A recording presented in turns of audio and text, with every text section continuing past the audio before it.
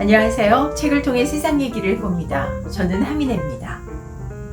말하기 어려운 세상입니다. 업무의 90%를 이 말로 해결하는 저도 해가 갈수록 세상에서 제일 어려운 게 말이구나 하는 생각을 하는데요. 요즘처럼 모두 신경이 날카로워진 이 뾰족뾰족한 상황에선 더 그렇죠. 말하는 사람이나 듣는 사람 모두 속에 화가 차 있기 때문입니다. 이런 상황에서는 웃자고 한 말에 죽자고 덤비거나 구절구절 말꼬리 물고 늘어져서 아이고 얘기를 안 하니만 못했다 하는 경우가 종종 생깁니다.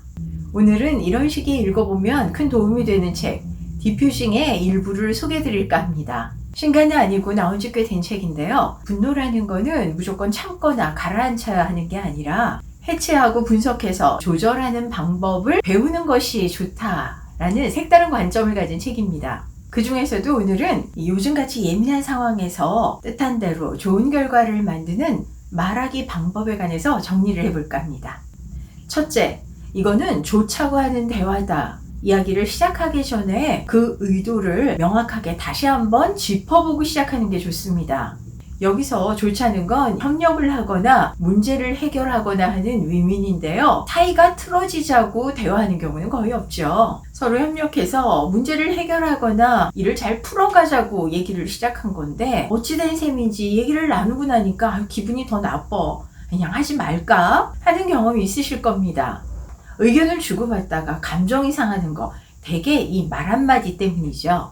왜 그런 단어를 쓰고 그딴 식으로 표현하고 뭐야 말투는 무시하는 것 같잖아. 경로 이탈을 해가지고 결국 목적지에 도달하지 못하게 됩니다. 사실 말 한두 마디에 빈정상해서 잘 나가다가 멈춰버리고 그만두는 거 이거 가까운 사이에서도 빈번하게 일어나는 일이지요. 부부간에 혹은 자녀와 어떤 계획에 대해서 얘기를 하다 보면 이런 일 종종 경험하실 겁니다. 이런 사소한 것 한두 가지 때문에 감정 상하지 않도록 우리 이 얘기 나누는 거 좋자고 하는 거다. 본래의 의도 염두에서 놓치지 않아야 되겠죠. 두 번째, 의도대로 원하는 곳까지 무사히 가려면 사려 깊은 상호작용을 해야 됩니다.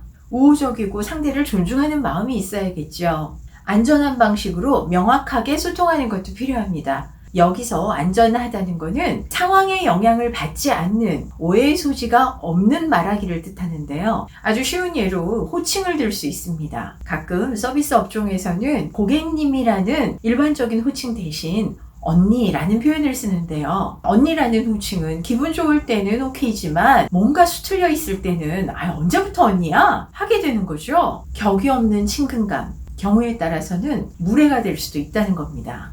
대체로 원칙을 따르면 위험 부담이 적어지죠. 대화도 마찬가지입니다. 호칭도 고객님 혹은 미네님 이런 일반적인 원칙이 안전하고 좀 딱딱해 보여도 단아까체를 쓰는 게 상대에게는 훨씬 예의를 갖추는 것처럼 보입니다.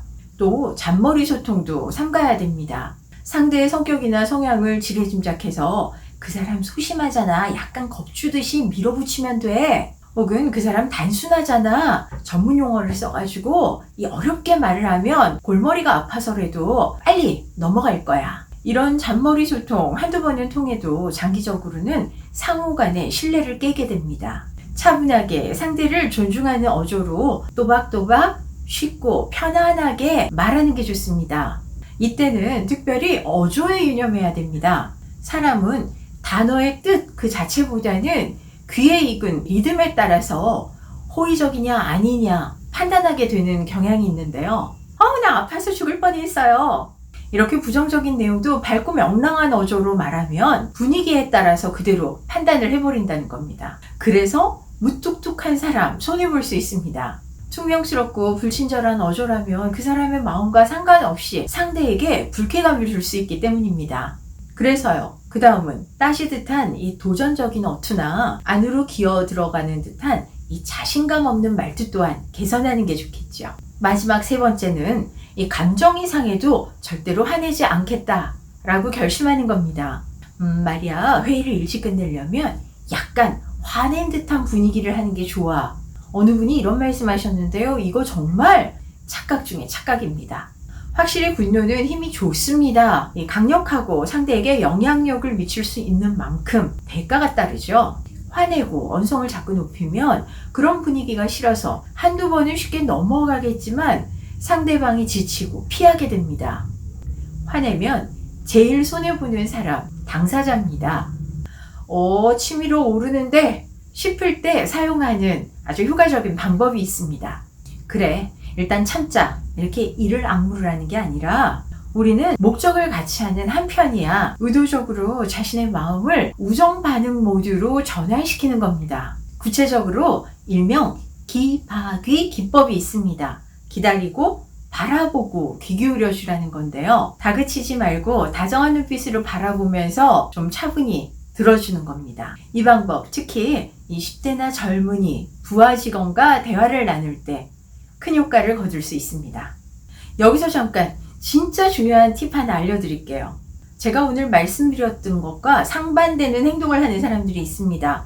말꼬리 잡고 화내면서 이 대화를 끊어버리거나 감정에 호소하면서 본래 의도에 물타기를 하는 사람, 지속적으로 무시하거나 무례한 반응을 자꾸 대화 중에 하는 사람, 둘 중 하나의 경우로 볼 수 있겠죠. 분노 조절 장애가 있거나 일부러 그런 척해서 대화를 단절시키려는 속셈이 있는 겁니다. 어떠세요? 소통의 정석만 제대로 알아도 다른 사람에게 속지 않을 수 있습니다.